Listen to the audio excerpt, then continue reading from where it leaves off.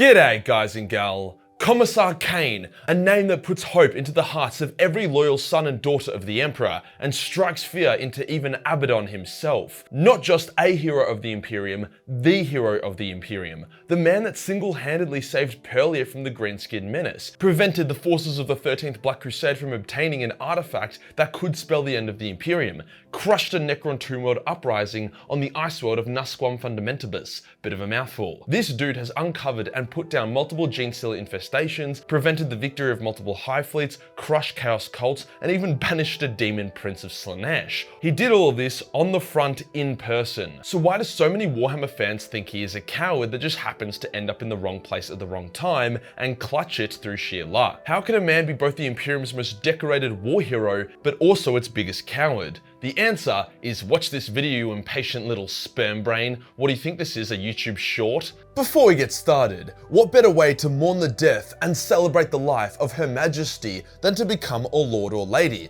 Most likely lord, yourself. Cheers to today's sponsor, Established Titles. You can now do exactly that, and it won't take a sword fight or colonialism to do it. Here's how it works. You buy a physical 1 square foot of land in Scotland, a plot with its own unique number and coordinates, and then by legitimate technicality, this makes you a lord. Why would you want to do this? Well, being a lord means you can actually place that title in various documents, such as boarding passes, credit cards, or even dating apps. On top of that, Established Titles has partnered with One Tree Planted and Trees for the Future, hence every purchase will result in one tree being planted. So to give this as a great gift or get it for yourself, then use my link below for 10% off. As another bit of novelty, anyone who purchases using my link will have their plot put near mine, meaning we're growing our very own Majorkill kingdom. Cheers to Established Titles for sponsoring this video. Today we'll go over the legend that is Ciaphas Cain. We'll be trying to avoid just like straight up spoiling the book series, as it's a decent read. I'd rather spend today focusing on how Cain is actually worthy of his reputation,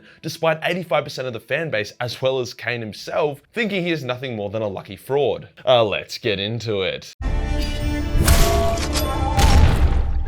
Cain's origins were mysterious, but we know they were humble from the brief lore we have about his parents. Early on, we could tell that he had bravery in his blood. Born on a hive world, likely in the lower slums, Cain developed extremely acute survival instincts, as well as an almost supernatural ability to orientate and navigate underground environments. His parents were both guardsmen who were killed in battle against the Kroot, making Cain an orphan and inducting him into the Schola Progenium, which was like a special college for the Imperium's elite that would lead to very influential roles. So how did some poor orphan of some guardsmen get into the Schola? Well, it's also said that people who serve or die bravely in service to the Emperor can get their kids into the Schola. So more than likely, Cain's parents died like absolute fucking badasses, which was so impressive and impactful that Cain was given a golden ticket into the life of the elite. He was put into service in the Commissariat and graduated to become a full Commissar, being noted for his exceptional swordsman skills, gut instinct, and common sense.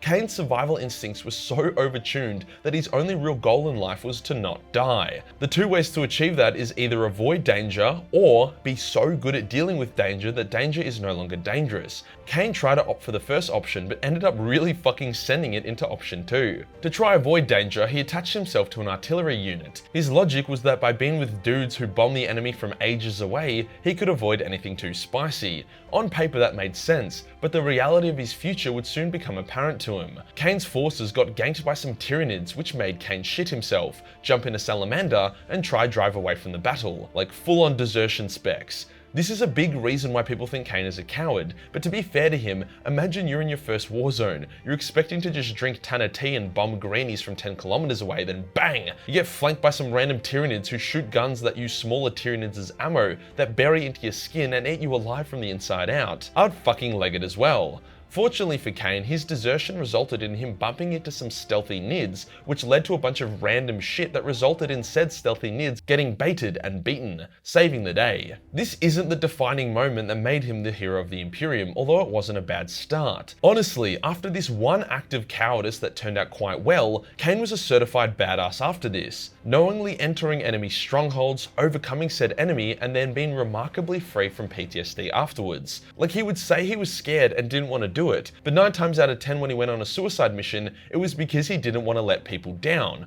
or at least that's what he told himself. In reality, I think courage and a sense of doing what is necessary was a much larger motivator for Cain, even if he didn't think it was. Like the dude would say to himself, ah shit, they want me to walk into a Necron tomb world, close a dolmen gate and save the day. I could say no, but then people wouldn't think I'm a hero, and being a hero means I get to enjoy the cooking of the Lord Commander's personal chef, so damn, here I go again. Like, Cain mate, you aren't fooling me, you're a fucking hero, just admit it. By the way, that quote I just paraphrased is pretty much a word-for-word thought process he had when he accepted one of his many suicide missions. Another key reason why people think Cain is a fraud is because of Alpha Buzz's hero video, where he memes the fuck out of Cain. Whilst this video, like all of his videos, are hilarious, it's also extremely inaccurate and a terrible reference for understanding Cain and his lore.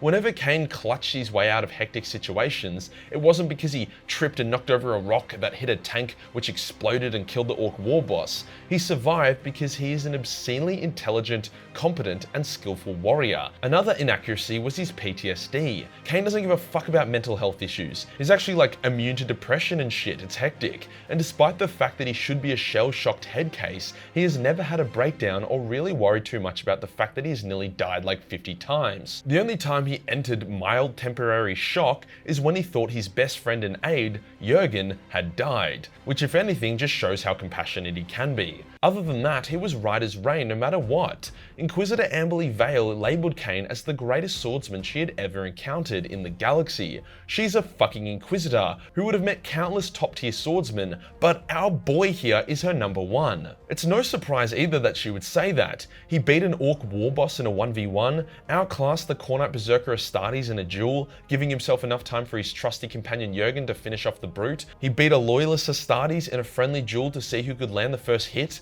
I mean, the mad lad got ambushed by an invisible psyker and still beat him in a melee fight. Who does that? Dude has never lost a duel, either outright killing his opponent no matter how much more physically powerful they are, or holding his own for long enough that his allies can take out the target. Dude even 1v1'd a fucking Genestealer Patriarch. Another asset that helps him survive the most obscene circumstances is his trusty sidekick Jurgen.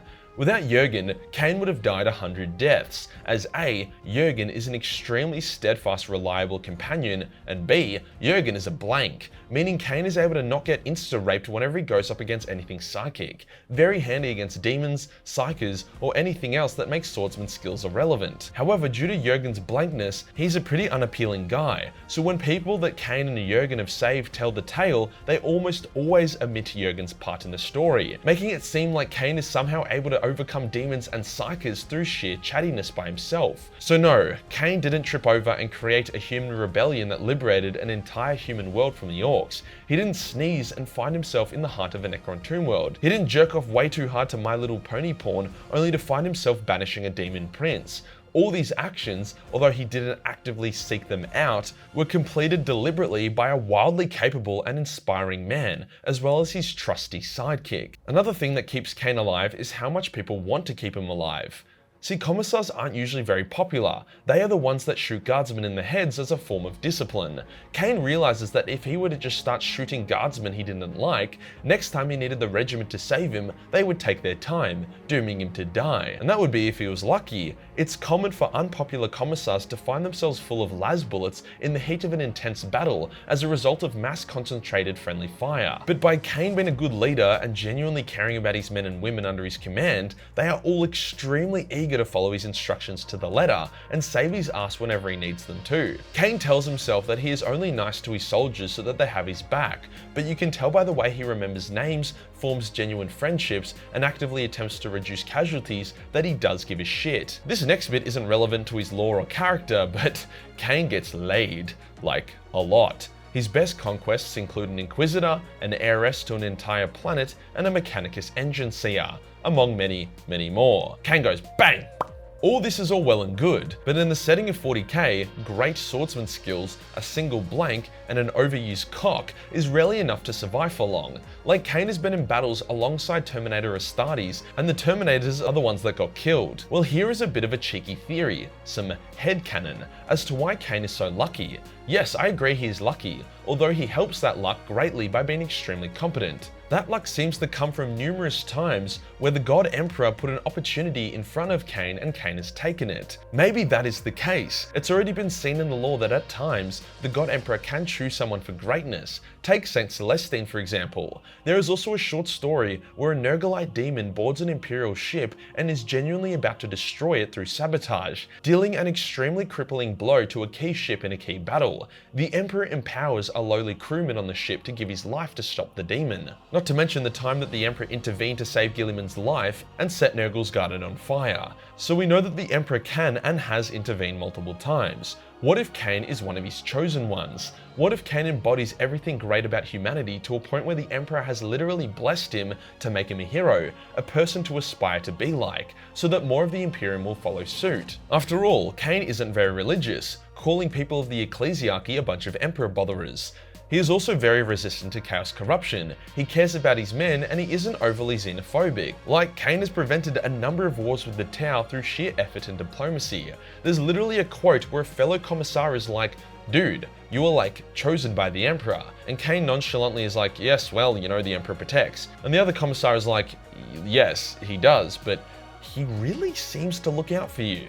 Also, as I said, through Cain's direct efforts, multiple human worlds were saved, an overpowered artifact was kept out of Abaddon's hands, and cheeks were clapped. You know, things that directly benefit the Emperor and his realm. If I was the Emperor, I would be busting my crusty nuts keeping this man alive. The second theory is that Cain is a very unique latent psyker. Latent, as he never shows obvious psyker powers, however his instincts and ability to almost warp reality to be able to save his own life, aka luck, seems to be supernatural. You may say that both these theories for Cain's extraordinary survival can be disproven by the fact that Jurgen is a blank, so it would cancel out Cain's psyker powers or the Emperor's psyker powers. However, the Emperor is able to ignore blanks. Like, the dude literally had blank bodyguards and it didn't seem to affect him at all. And if Cain is a latent psyker, that may allow his powers to get around Jurgen.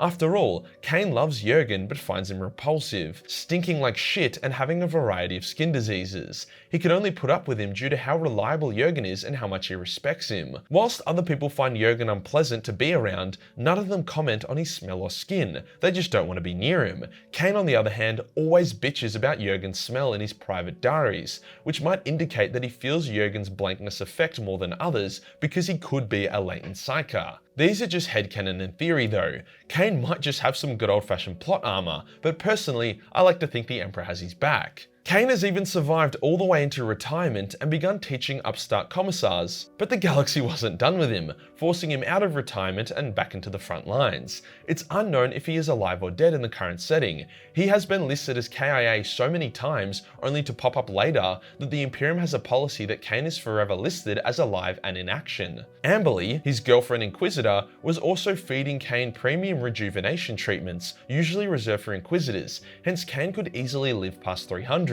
Especially if we factor in his potential latent psyker powers or the Emperor's hands on his balls. In fact, the only person who has said Cain is dead is Amberly. However, she wrote that as an editorial note in Cain's personal diary, a diary that was then published to other Inquisitors. As such, it's more than possible that Cain is alive, and Amberly wanted him to finally have some peace in his final years, hence helped him fake his death. Honestly, even if Cain's dead cold body was buried, I still wouldn't count him out. He has faced the greatest horrors in the galaxy, multiple times each, and all he's lost for it was a couple fingers which he happily replaced with advanced augmetics that have saved him on numerous occasions. Cain isn't the hero of the Imperium because people think he is. He's the hero of the Imperium because he fucking earned it. If you enjoyed the video and you want to support the channel, then Patreon is the place to be, where there's a boatload of nudie cosplay photos as well as some cheeky Battle Mace 40 million hentai. Hit the subscribe button and hit the real subscribe button for more heroic content. Join the Discord for more memes and I'll see you on the next one. Peace.